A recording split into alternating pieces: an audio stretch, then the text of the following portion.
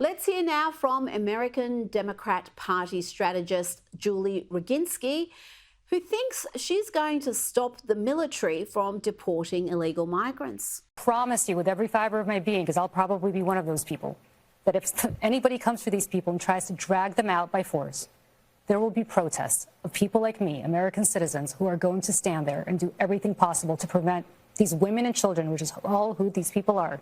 Remember when they found that cocaine in the White House and somehow they couldn't figure out whose it was, and then the Secret Service destroyed the evidence? Clearly no obvious suspects came immediately to mind.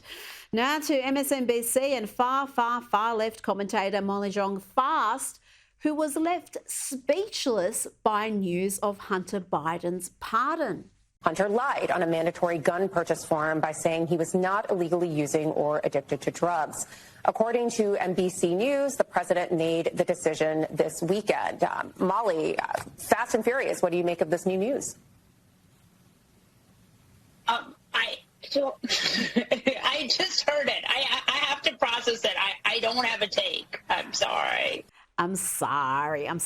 I don't want to have a take, lady. That's your job. You've got one job there, and it's to have a take. Watch now as CNN subjects Democrat Dan Goldman to a humiliation ritual of sorts. This is a thing of beauty. They literally play him footage of himself on ABC lying his lefty butt off about how Joe Biden was never going to pardon his son Hunter. I got to say, I love CNN for this. This is what you said. I want to watch. Do you think a pardon for his son would be a mistake?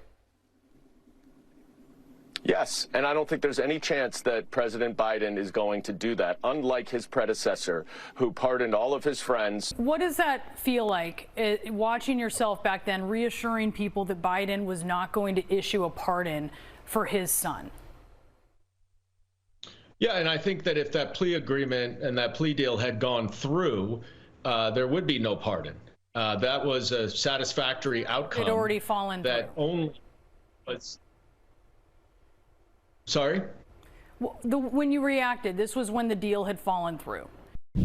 Now, we were told again and again, not just by the Biden White House, but also its propaganda arm, the overwhelming majority of the US media, that Joe Biden would never pardon his crack-addled whore enthusiast son. He has too much integrity to do that. He has too much respect for the legal process. Major commitment from the president, accepting the outcome of the trial and also pledging not to pardon his son. Presidential promise to put the law before a family. I said I abide by the jury decision. I will do that, and I will not pardon him. Letting the world know that he will not wipe away the decision of 12 of his son's peers. One side, Democrats and Joe Biden protecting the justice system, and on the other, Republicans and Trump protecting Trump. Our current president of the United States has so much respect for the law that he has said he would not pardon his son. I mean, what... Yeah.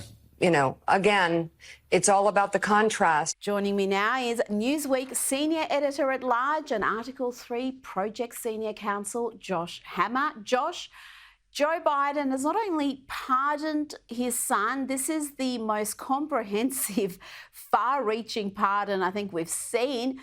Joe Biden signed a full and unconditional pardon for Hunter, covering all offences against the United States, which he has committed or may have committed or taken part in during the period from January 1, 2014 through to December 1, 2024, including but not limited to all offences charged or prosecuted. The scope of this pardon is enormous, Josh. Rita, the scope is so enormous and indeed is so unprecedented, truly unprecedented. I've actually spent a lot of time trying to think over these past 36 hours or so as to whether or not there is anything remotely resembling a clear precedent for a pardon this sweeping. And honestly, I come up blank. I mean, this is the kind of language that you put into a pardon that I think back to my time in law school here in the United States. I mean, if I were a constitutional law professor, I would literally put a pardon like this on a first-year law student exam to try to question the students as to whether something something like this is even permissible, as to whether it's even constitutional in the first place. The short answer is that it is, unfortunately, because the pardon power is truly plenary. But the point is that there's no precedent for this. I mean, this has not happened, to my knowledge, any time in recent history or in history at all, let alone to actually do so to one's son, to one's literal next of kin. I mean, I'm somewhat flabbergasted, Reed. I really don't necessarily have words for this. And the fact that you're tying it back to January of 2014 in particular, well, you know, what happened in the year 2014? Oh, yeah, that's right. Well, Hunter Biden started sitting on the board of Burisma in the spring of 2014, just a few years after January 2014, no doubt, Rita, for his subject matter expertise on Eastern European Baltic Sea oil and natural gas energy exports.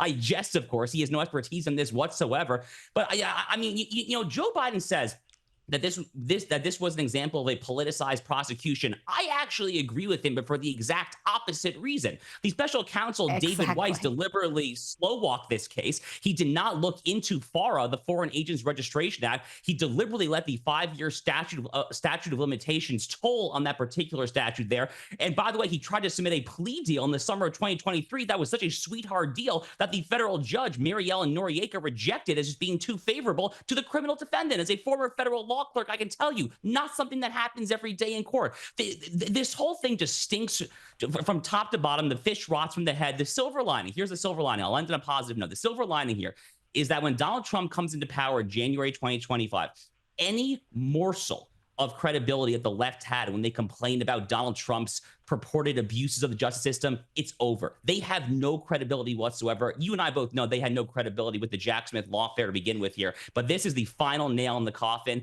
This is really it at this point. They have revealed themselves for the tyrants that they are.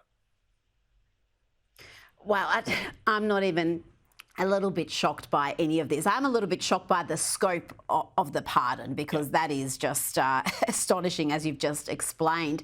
But let's not forget, Donald Trump was impeached for wanting to investigate what actually happened with Ukraine and Hunter Biden and Burisma, just for wanting to have a look at things that are now beyond the justice system, where Hunter Biden has just got this get out of jail free card. And I do wonder whether that get out of jail free card, Josh, is really for Joe Biden himself and other members of the family, because at the end of the day, Joe Biden was the product. This entire pay for access scheme they were running, Joe was at the centre of it. Without him, there would be no money coming in.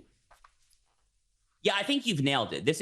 This pardon is only partially for Hunter Biden. It really is a pardon for the entire Biden family in general. Look, there have been many on the right side of the American political aisle, myself included, who have been calling for the Biden DOJ, or excuse me, for the Trump DOJ, that is, to reopen a new special counsel probe into Hunter Biden come day one, to look back into possible violations of the Foreign Agents Registration Act and various other overseas foreign dealings. Now, with this pardon in place here, assuming that it is upheld in court, which again, I believe it will be, for better or for worse, but with this pardon in place, you can't do that. And that ultimately is what Joe Biden is trying to do here. I think he's basically taking an action, Rita, to try to make a play for the presidential historians who will write books about his presidency 15, 20, 30 years now. And what he's trying to do is he's trying to preclude his own name and his brother's name, Jim Biden, and I guess Hunter's name, from being revealed in a subsequent deposition or a judicial hearing or a House Republican subpoena investigation. He's trying to obviate all of that with the sweeping nature of this pardon. Little does he know, though, that in doing such a corrupt, a venal, a grossly self-serving, hypocritical thing, after months and months of just lying, just not even gaslighting, just straight up lying to the American people over and over and over again, little does he know that he actually has sealed his fate with the presidential historians here in the U.S. That fate, though, is not what he hopes it will be. I do wonder, Josh, whether he's going to be cute now and try to pardon Donald Trump and his ridiculous convictions, the trumped-up charges we saw in New York, which are ultimately going to be reversed on appeal. But do you think he will do something like that? He'll pull something like that in the final weeks?